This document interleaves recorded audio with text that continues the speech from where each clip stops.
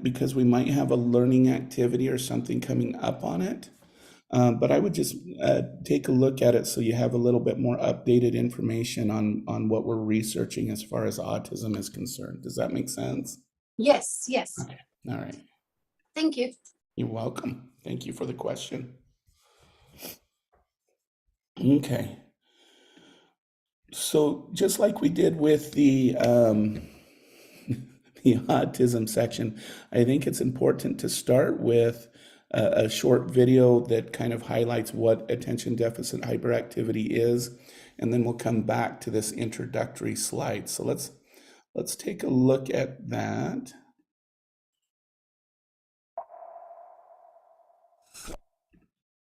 What most people know, or think they know, about attention deficit disorder, or ADD, is that it's used to describe someone who can't stay focused, and when they really can't focus, they have attention deficit hyperactivity disorder, or ADHD.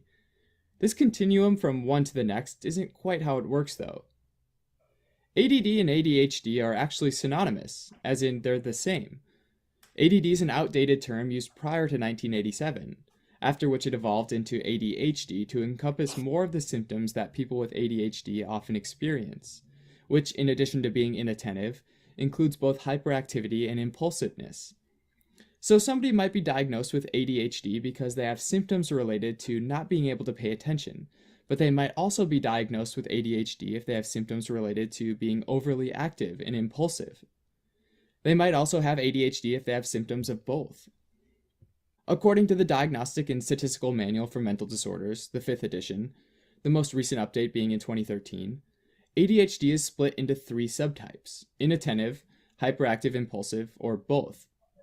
Inattentive and hyperactive impulsive have a set of 9 symptoms each. For example, someone with the inattentive subtype might make careless mistakes, or not listen, or be easily distracted.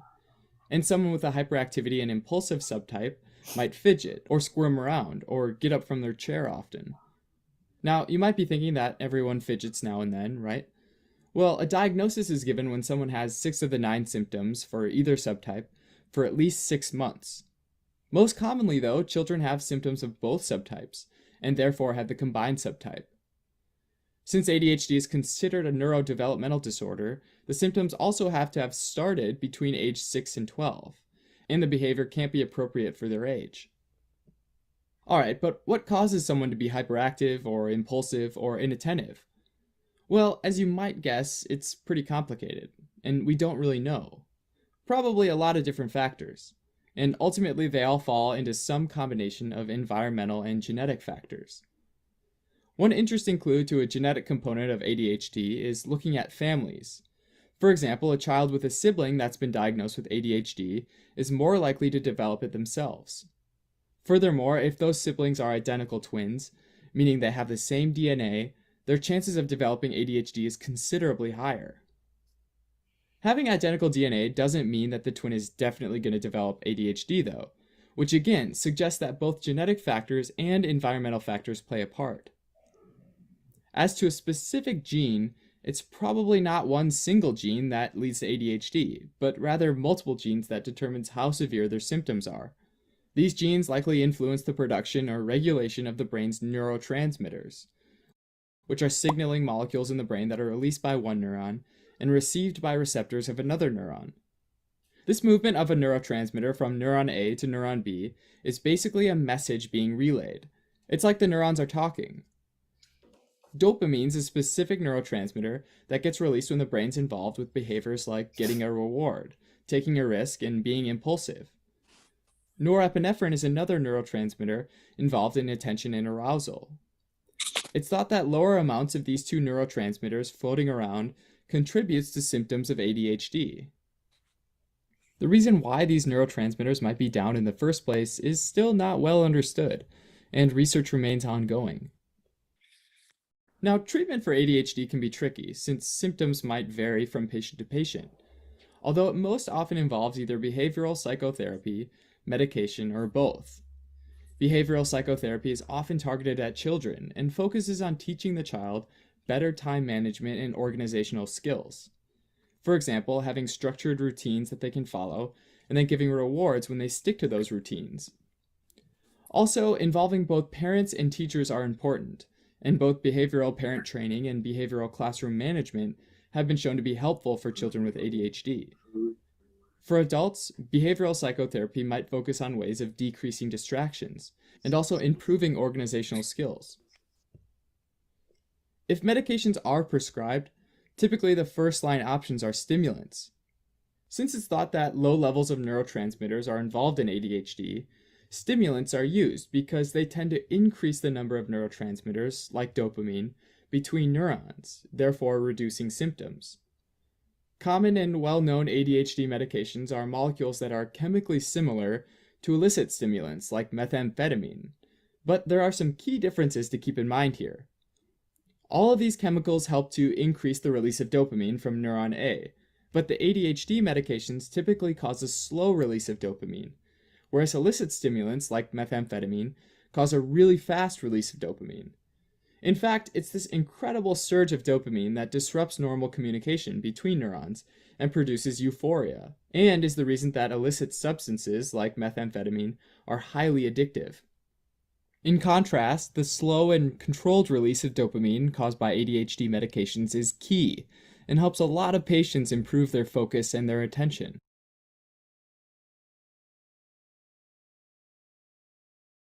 Thanks for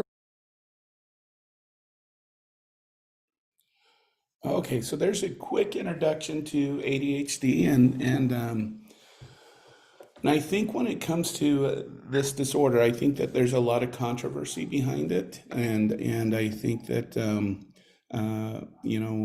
parent-driven, school-driven placements and everything like that have a lot to do with that.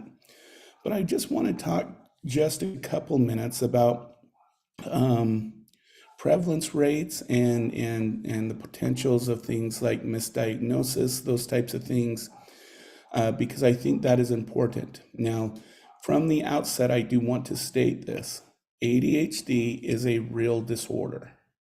And so we need to keep that in mind as we're having this more academic conversation about comparisons of ADHD across cultures and all those kinds of things. And we need to be very careful of it. But there are issues that we do have with some of the diagnostic rates and such when it comes to ADHD.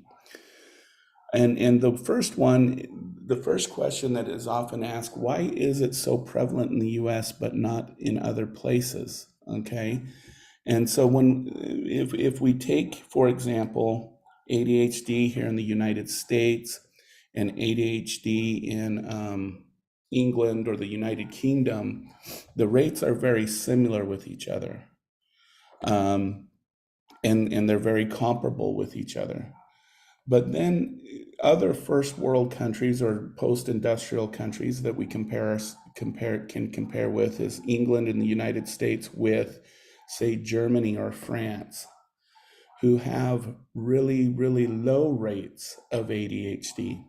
The selection of cultures to compare is because all four of them are Western cultures. They all come from a Western medical background. They all have common belief systems that can be tied with each other about family systems, knowledge, all of those kinds of things. But for some reason, you would assume that those rates would be equal among those countries, but they're not. For example, when we compare the United States and England to France, we have about a 13% diagnosis rate here in the United States and England. And I should qualify that, depending upon the study, the range is anywhere between 8% and goes clear up to about 16%. So we're averaging it around 12 to 13%. But when we look at countries such as France, they have diagnostic rates of less than 1.5%.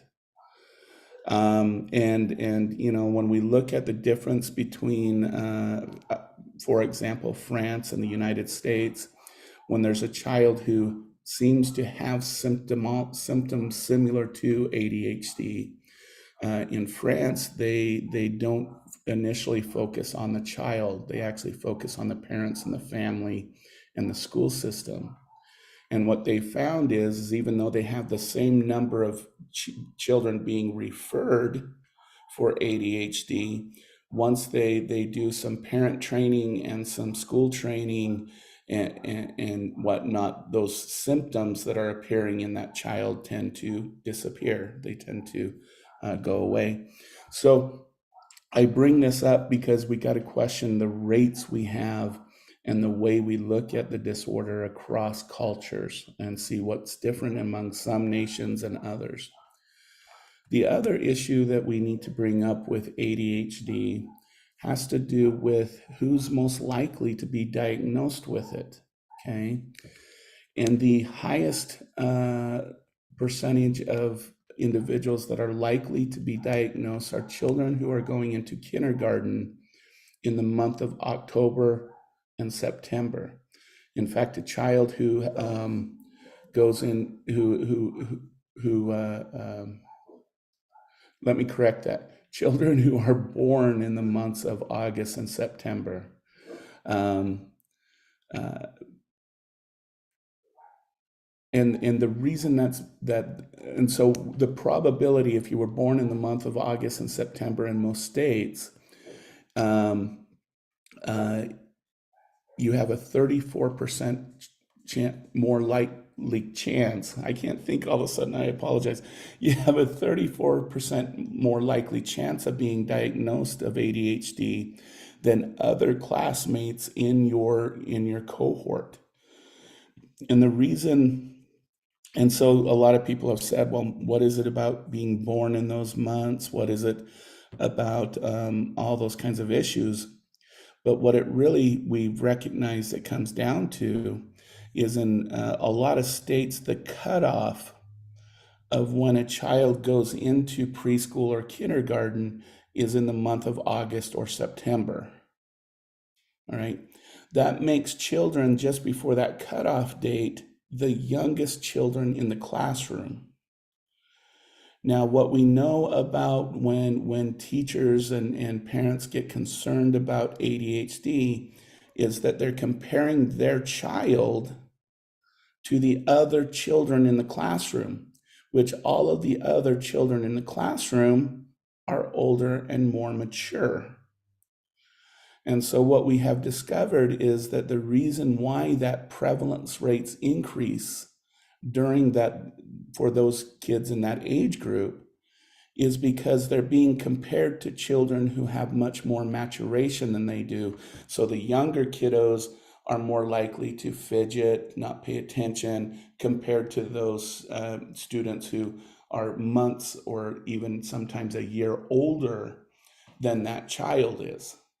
Okay, so that's another discussion that really needs to be taking place as far as ADHD and the like. And the other one that we should discuss in this context is ADHD in Japan.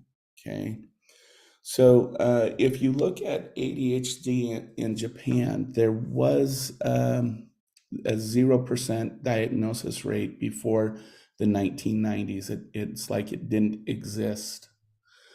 But something that the Japanese government did starting in the 60s, 70s, 80s, and 90s is they started encouraging their young people to go to American universities and colleges. And so if you came here from Japan and you were interested in psychology or counseling and the like, the major topic in behavioral health during the late 70s and going into the 80s was ADHD. It was the hot topic button. And so if you did a dissertation in clinical psychology, dissertation in counseling, psychology, or any of those fields, most likely your dissertation was going to be on this disorder of ADHD. And so these doctors then went back to Japan. They put up their shingle saying, hey, I'm an expert in this childhood disorder that is disabilitating to children, those kinds of things. And they had no customers whatsoever, or clients, I should say. So in order to combat combat this, what the government of Japan did is they did a whole mass media campaign about a disorder known as ADHD. And if as a parent or a teacher you saw the slightest symptoms of this, you should then refer that child to an ADHD expert. And indeed, what we have found is in the 90s, starting in the early 90s to then up to 1999, by the end of 1999, the prevalence rates of ADHD were equal to the prevalent rates here in the United States.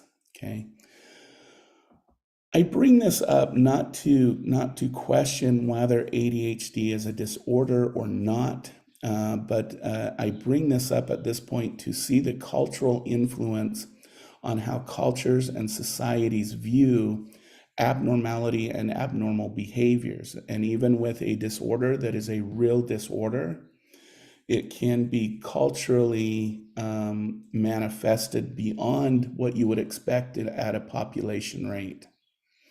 And so I just wanted to bring that up because, whenever something is propagated and it can increase those rates based on culture and social norms and those types of things.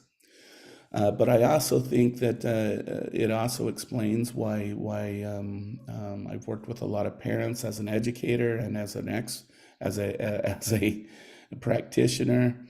And they always mention that, the child was diagnosed with ADHD.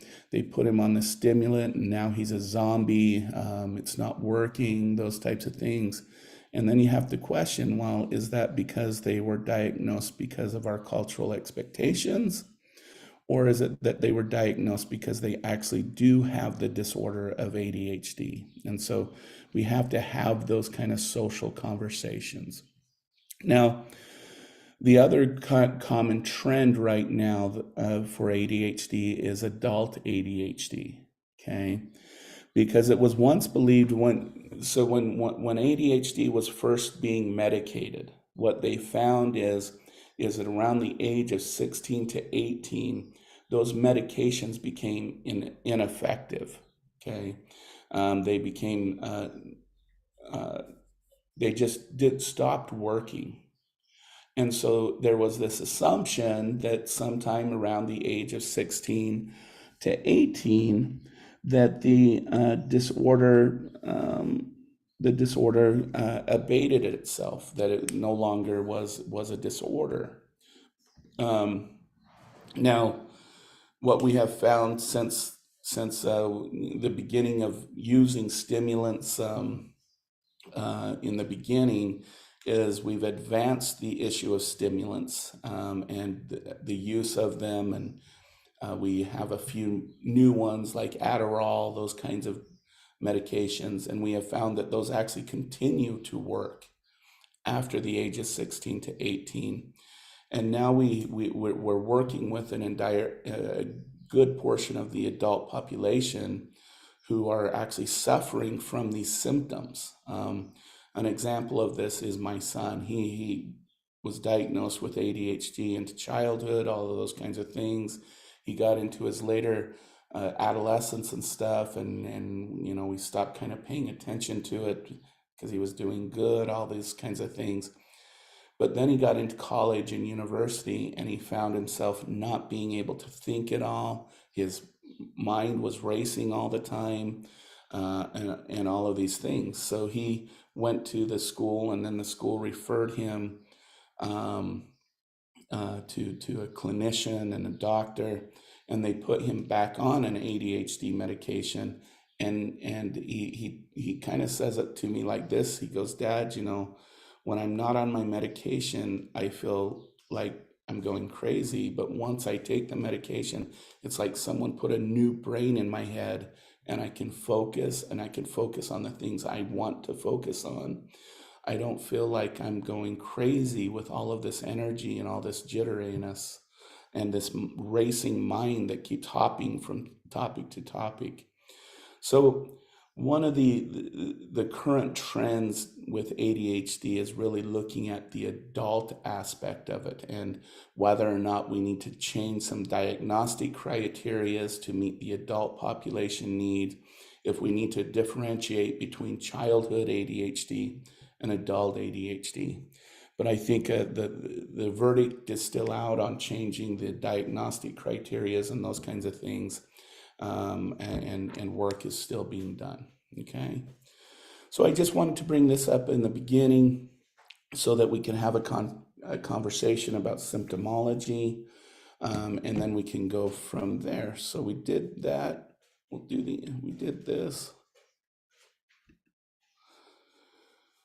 So as the video suggested, when we're looking at ADHD, we're looking at 6 of 9 diagnosis symptoms in the inattentive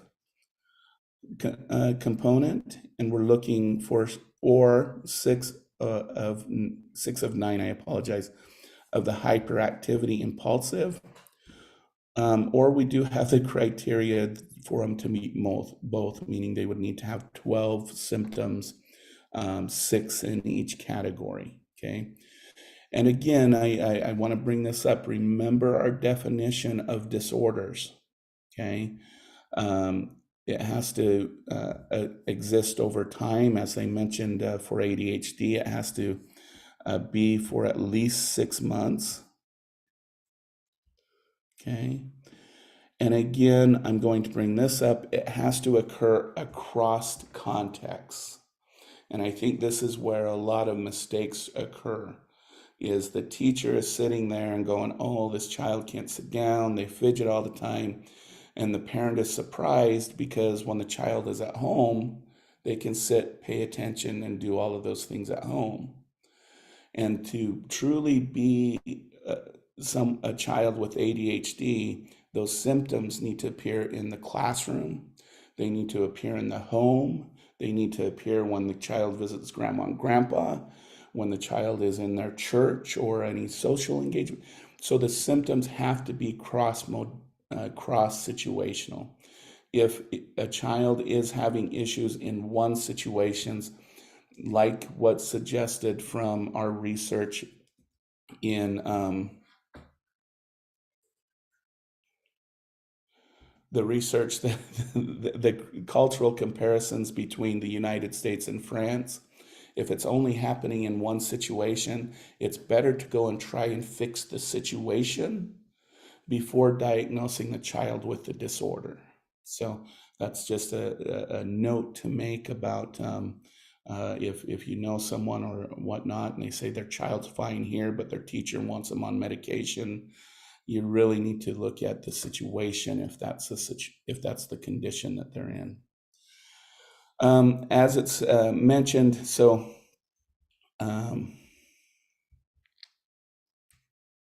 and it kind of says it here too, the symptoms are not solely a manifestation of some type of oppositional behavior, defiance, hostility, because of the situation, okay?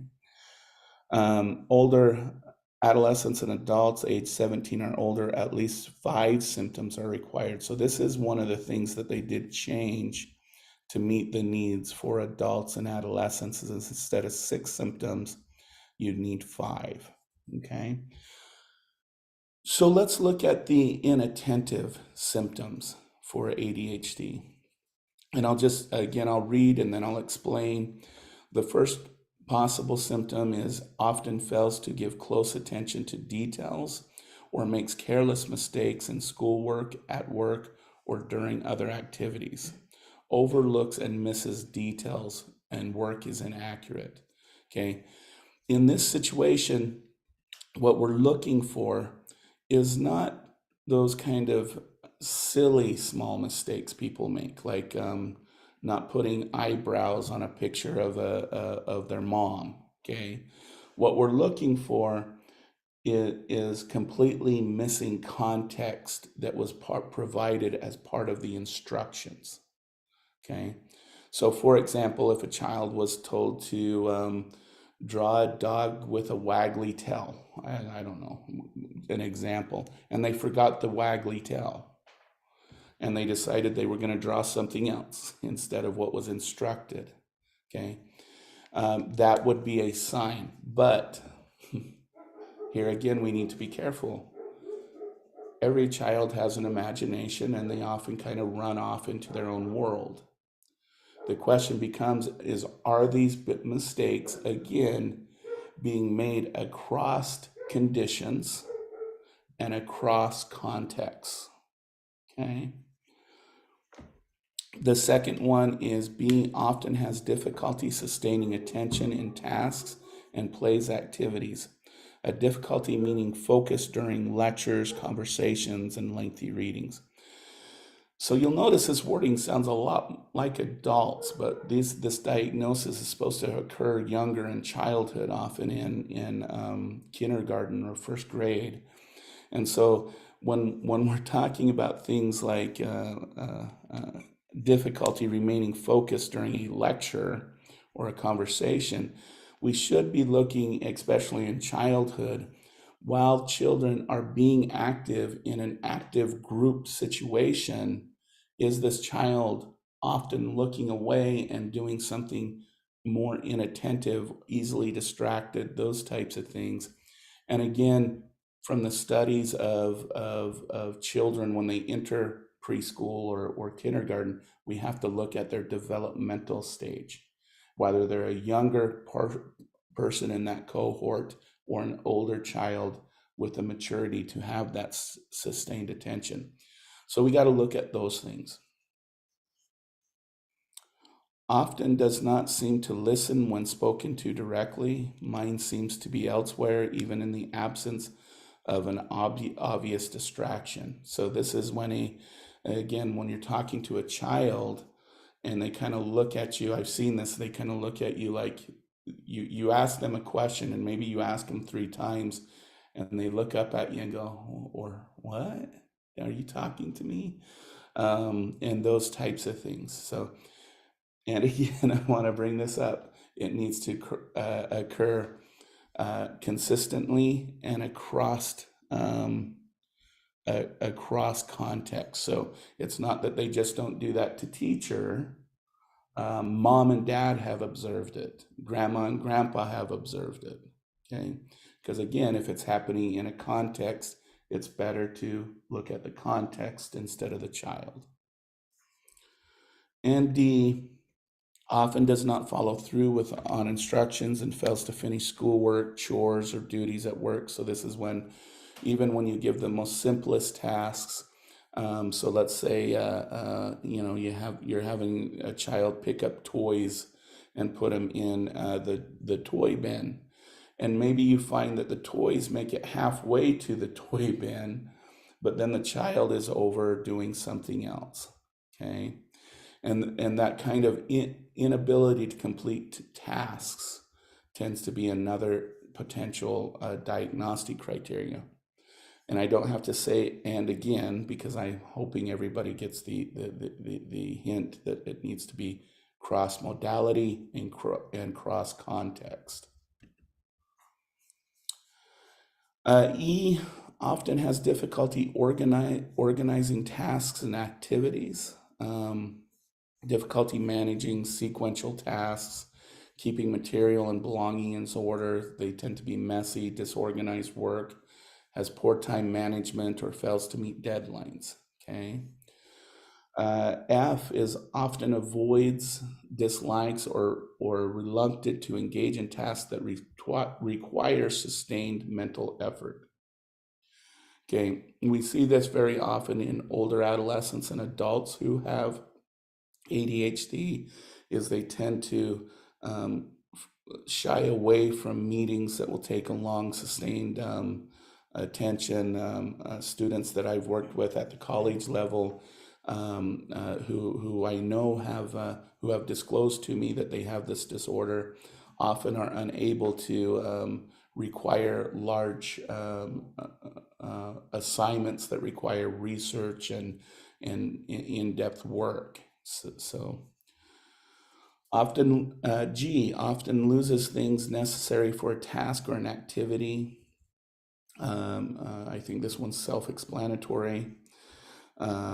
H is often easily distracted by extraneous stimuli. So, for older adolescents, adult may include unrelated thoughts, but in early childhood or in childhood, this might be a child who is working, and maybe there's a bird that flies by, and their complete attention goes to that bird that flies by in a window.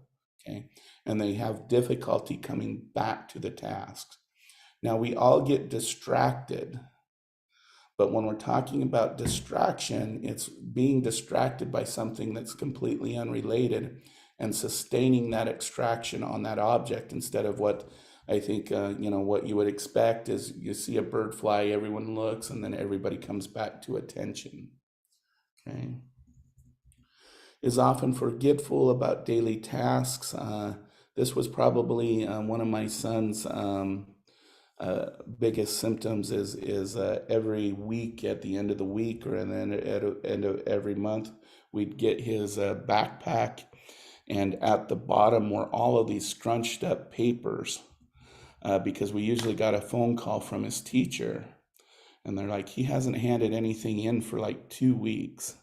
And Taylor, my son, would come home and I don't know where it is. I don't remember that assignment and everything. And we'd take his bag, and we would find all of these scrunched homework papers at the bottom of his bag, because he just couldn't remember from it being assigned in school, and then he gets home and he completely just forgets about it and doesn't, even though we asked him each night, do you have any homework, those kinds of things. And he was so good at putting it in his bag that when we looked in his bag, we never noticed it because it was scrunched right in the bottom. So that was one of my son's kind of warning signs where we said, nah, we better go get him checked and the like. So, okay. So again, you have to have 6 of these 9. And then there's a hyper activity and impulsive one, okay? And again, I'll say it's 5 for adolescents and adults. It's 6 for our kiddos. And again, it with our definition has to impact the social, academic, occupational activities, has to be across modalities, across contexts, and has to have existed at least 6 months, okay? So let's look at the hyperactivity and impulsive. Probably one of the most common ones, especially you see in early childhood, is often fidgets with or taps hands or feet or squirms in a seat. And again, a lot of times this is observed by teachers. And but again, as we discussed earlier, we really need to make sure we're looking at the developmental context, not the comparison of that student to the rest of the class. And if that is occurring, then that's a warning sign for this child. Often leaves seat in situation when remaining seated is expected. Often runs about or climbs in situations where it is inappropriate. And again, I draw your attention to these notes that we made about adolescents and adults. This may be limited to feeling restless, so that emotional component. So they're able to be appropriate, but they feel the need to do something else. The often unable to play or engage in leisure activities quietly. Is described as often on the go, acting as if driven by a motor. So this is kind of is unable to be or uncomfortable being still for an extended period of time, such as being able to sit in a restaurant, in a meeting, and the like. Often talks excessively. I always joke with my son because between the time he could talk and about adolescence, He would start talking at 5 a.m. and he wouldn't stop talking until he went to bed, 7, 8, or 9, depending on his age. He was a talker. He woke up talking. Often blurts out answers before the question has been even completed, because he can't wait to start the conversation and get it going. Often has difficulty waiting his turn or her turn, and is often interrupts or intrudes on others and others' conversation, games, and activities. Okay. And then the last four. Okay. All right. So those are the 9, and again, for kiddos, they have to have 6. When we're looking at adolescents, 17 and older, for adults, they have to at least have 5 of these symptoms. But let's look at some of the qualifiers, okay? Is several inattentive or hyperactivity symptoms must be present prior to the age of 12. So when we're looking at adolescents and adult, we have to see many of these symptoms were presenting themselves in childhood, okay? The reason that is that if ADHD symptoms present themselves after puberty or after about the age of 12 years old, there may be something more neurological or hormonal going on, or it may be developing into some of the adult disorders that we'll talk about that look like hyperactivity disorders, such as bipolar or manic disorders or something like that. So we want to make sure before we go down the ADHD route that these symptoms, some of these symptoms, at least several of these symptoms, I should say, appeared or were recognized before the age of 12. Several intensive and hyperactivity impulse symptoms are present in 2 or more settings, and this is this cross context. So they need to be present in multiple ones, because again, if they're only present in one, but they're not present in others, that means there's something wrong with that context. And maybe it's time to do something with the teachers or the parents or the family, or maybe it's just that situation that they're in. I will say that when I worked with children who had been sexually abused, they often had impulsive or hyperactive symptoms in the place where they were abused, whether it be their church, their school, or their home, or at uncle and aunt's house, or a friend's house. They had those symptoms in those locations, but nowhere else. So the parents, often concerned, would go in, and the first thing they would do is see if they could be diagnosed with ADHD. And because we have, hopefully good trauma-informed clinicians out there, they picked up that, no, wait a minute, these symptoms are occurring in this specific setting. There's something else going on here. And so they went down the trauma-informed path instead of the ADHD path, which in my opinion saved many children from continued abuse. So we got to look at that, because some of these symptoms may be related, especially when they're contextually based to some other type of either trauma or issues going on in that setting. There is clear evidence that the symptoms interfere with, again, reduced quality of life. So this is that maladaptive aspect that we talked about in our definition of disorders. And these are the rule-out disorders that we have to look at, okay? The symptoms do not occur exclusively during the course of, for example, a schizophrenic episode or another psychotic disorder episode, and are not better explained by other mental disorders such as a mood disorder, anxiety disorder. I'm just going to read the list: dissociative disorder, personality disorder, substance intoxication, or withdrawal. Okay, and the reason why is disorders, you're going to see some similar symptoms that are ADHD-like. For example, when we get to anxiety disorders, Anxiety disorder individuals are very hyper vigilant and they're constantly questioning what's going on in their environment. That looks very inattentive and hyperactive. Okay. When we're dealing with people with personality disorders that are going through a manic phase, it looks very hyperactive. Okay. So when we go through these different disorders, just know that these have to be ruled out before we go down the ADHD route, because it's much easier, and I'm just going to say this, to treat these other disorders than it is to put a child or an adult on a stimulant and put them through a regimen of ADHD treatment versus working with the children dealing with these other disorders. Okay. All right.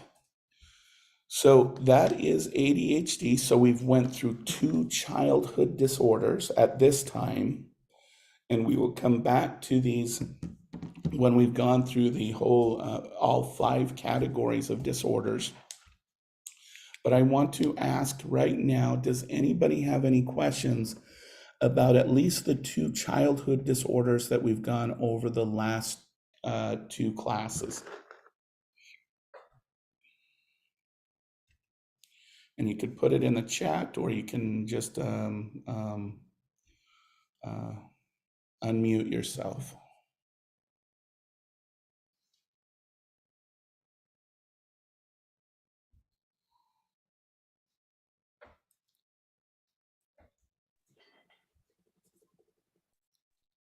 I don't have any questions right now. All right, thank you.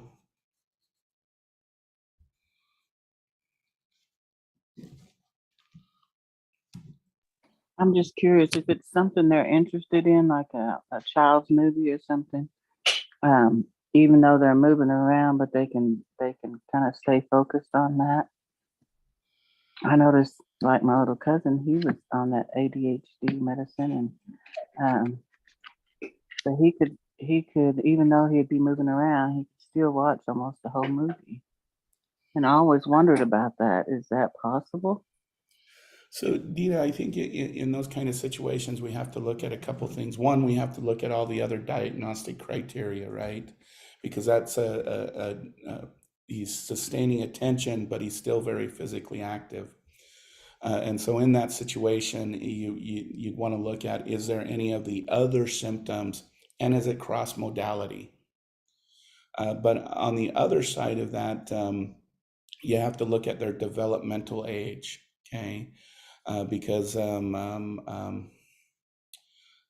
as we get younger into early childhood, young children can sustain attention, but often have to be active while doing it.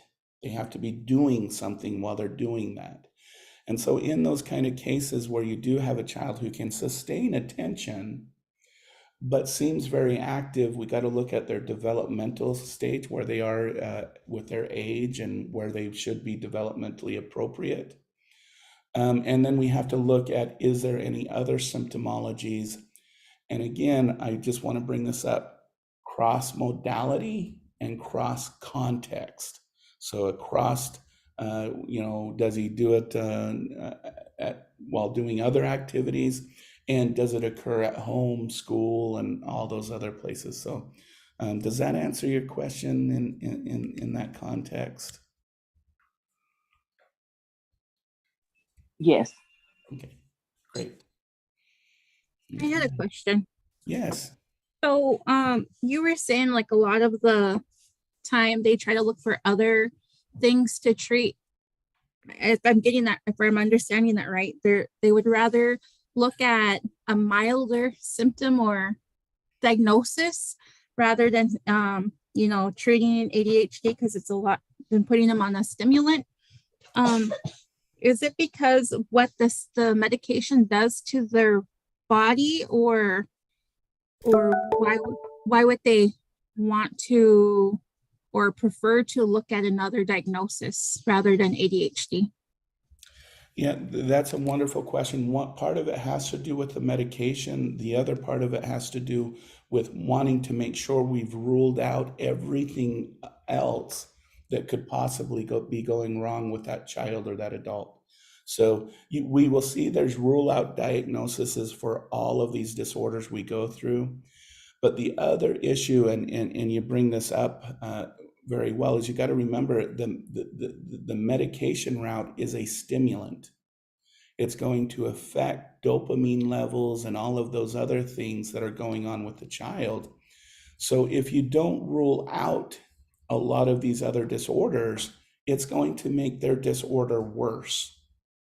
And I'll bring up, for example, when we talked about in the schizophrenia, okay? Schizophrenia is already an overproduction of dopamine. Schizophrenic symptoms are associated with someone's brain basically being marinated in dopamine.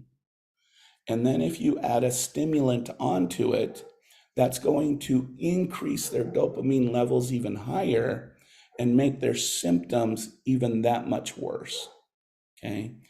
And then when we talk about, some of these other disorders, you don't necessarily want to, if someone's withdrawing from an intoxicant, you don't necessarily want to give them a stimulant. And some of these other disorders. So part of it has to do with the medication that's used to treat ADHD. And if you don't rule out some of these others, it can make those disorders worse.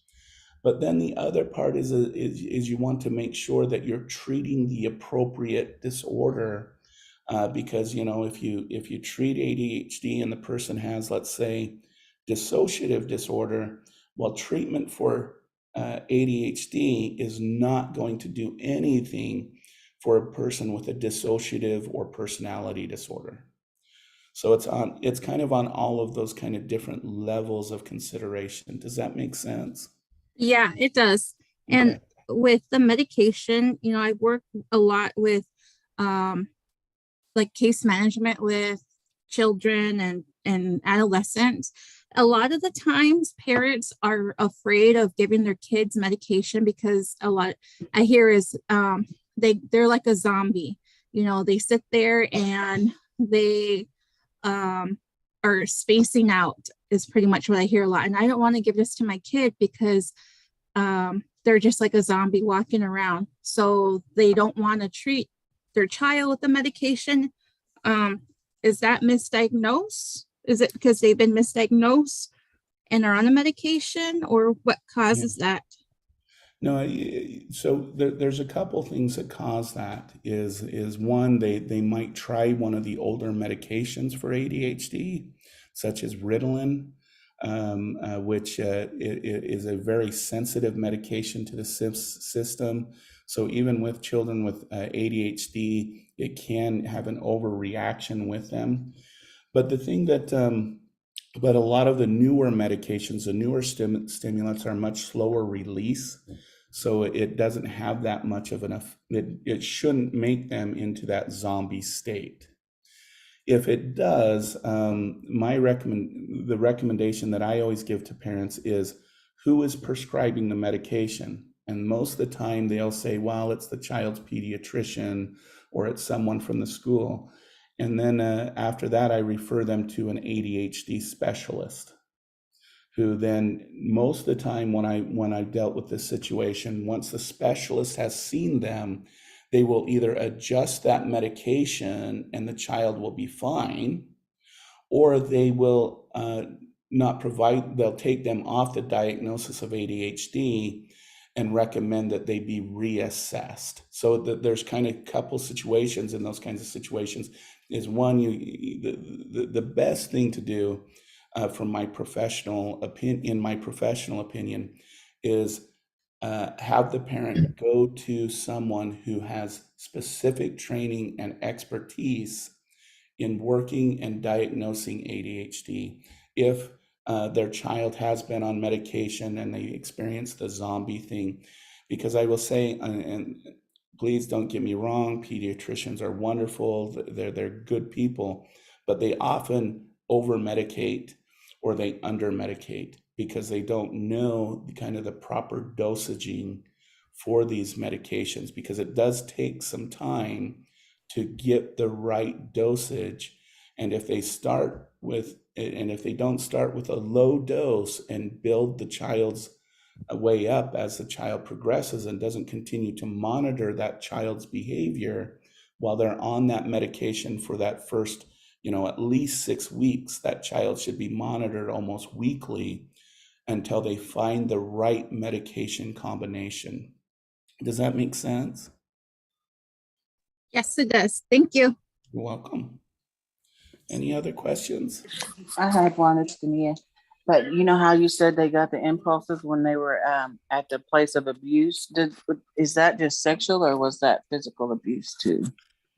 It can be any form of abuse that is traumatizing. Now, I will say when I worked with children of abuse, I mainly worked with children who were sexually abused. That was the specialty in my agency. So if we had children who were being maltreated or were experiencing physical abuse, we referred them to those experts. But the literature on this trauma is saying any type of significant trauma that either physically or mentally harmed the child can cause those types of symptoms in the child. So my expertise is limited with children who were sexually abused, but the literature on this topic says any type of trauma that significantly impacted the child's physical or psychological well-being. Does that answer your question? Yes, it sure does. Thank you. Okay, you're welcome. Any other questions? Dr. Pearson, Yeah. I kind of had the same question. I guess can these medications, can they do more harm than good? And are they have they been known to be addictive? Yeah, so the addiction on the stimulants and is that if how should I say this?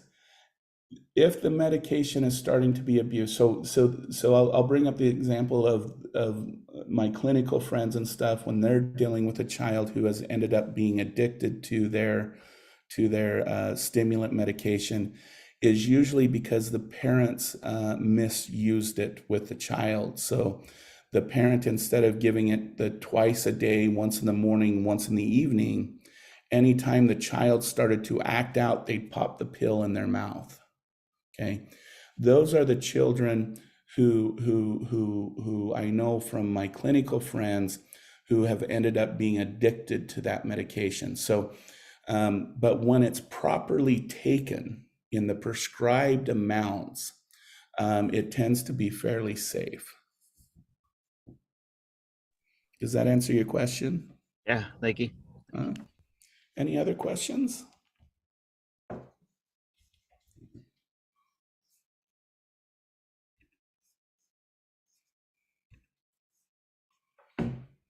I'm glad, Michelle. Good. Okay. All right, gang. So where we're headed for next week, let me stop our recording here.